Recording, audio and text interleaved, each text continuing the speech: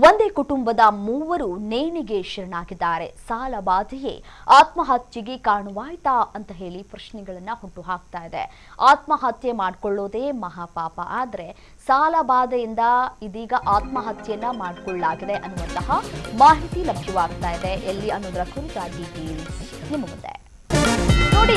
ಕೊಪ್ಪಳದ ಗಂಗಾವತಿಯಲ್ಲಿ ನಡೆದಿರುವಂತಹ ಘೋರ ಘಟನೆ ಇದು. ಒಂದೇ ಕುಟುಂಬದ ಮೂವರು ಆತ್ಮಹತ್ಯೆಗೆ ಶರಣಾಗಿದ್ದಾರೆ. ಸೀಸ್ ಆಗಿದ್ದಂತಹ ಮನೆಯಲ್ಲೇ ಮೂವರು ಆತ್ಮಹತ್ಯೆಗೆ ಶರಣಾಗಿದ್ದಾರೆ. ಹಿಂಬಾಗಿಲು ಒಡೆದು ಮನೆಯನ್ನ ಪ್ರವೇಶಿಸಿ ನೇಣಿಗೆ ಶರಣಾಗಿದ್ದಾರೆ.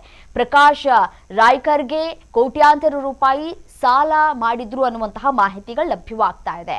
ಸಹೋದರರ ದೂರಿನ ಆಧಾರದ ಮೇಲೆ ತನಿಖೆಯನ್ನ ಇದೀಗ ನಡೆಸಲಾಗ್ತಾ ಇದೆ. ಕೊಪ್ಪಳ ಜಿಲ್ಲೆಯ ಗಂಗಾವತಿಯಲ್ಲಿ ಹೃದಯ ವಿದ್ರಾವಕ ಘಟನೆಯೊಂದು ನಡೆದಿದೆ.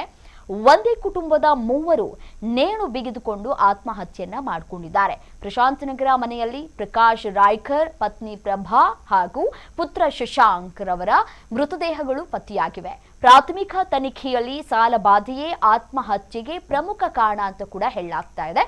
ಫೆಬ್ರವರಿಯಲ್ಲಿ ಬ್ಯಾಂಕ್ ಮನೆ ಸೀಸ್ ಕೂಡ ಆಗಿತ್ತು ಅನ್ನೋದರ ಕುರಿತು ಮಾಹಿತಿ ಕೂಡ ಹೊರಬಿದ್ದಿದೆ. ಸೊ ಸೀಸ್ ಆಗಿದ್ದಂತಹ ಮನೆಯ ಹಿಂಬಾಗಿಲು ಏನಿತ್ತಲ್ಲ ಅದನ್ನ ಒಡೆದು ಒಳ ಪ್ರವೇಶಿಸಿ ಕುಟುಂಬ ಅಲ್ಲಿಯೇ ನೇಣಿಗೆ ಶರಣಾಗಿದೆ ಅಂತ ಹೇಳಿ ಮಾಹಿತಿಗಳು ಲಭ್ಯವಾಗ್ತಾ ಇದೆ.